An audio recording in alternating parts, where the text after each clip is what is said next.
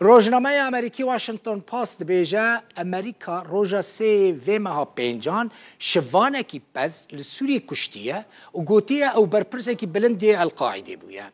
او تنه شوانک بویه باوی 10,000 کام بویه سویل بویه پشتی و شاشیه گله کسان ایرشی اداره سروک امریکا جو بایدن کرن و گوتن کشتن سویلان لسوریه دبن ناوی کشتن امیرین داعش و القاعده ده تجاران نای قبول کردن دو برپرسین بلند دو وزارت برگری امریکا پنتاگون ده گوتن گو بری 2 هفتهان هیزن امریکی به درونه که برپرسه کی مزنی القاعده الگندوار ادلب کشته بون او تن شوانه کی پز بو پیوندی اوی به داعش و القاعده را تنبو ناوی ویجی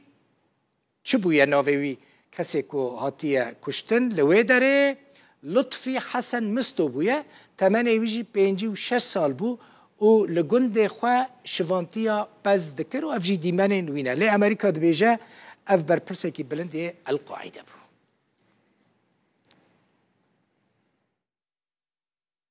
حسده هزین سوره دموکراتیک را گهاند که 3 شروان انوان ده ایری شکده لدیر زور بریندار بونه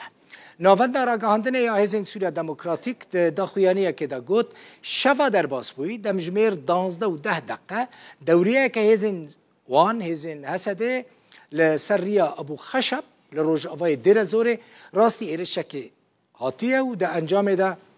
3 شروان انوان بریندار بونه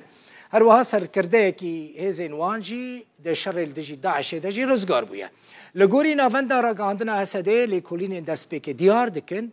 که داعش بوان ایرشان را بویه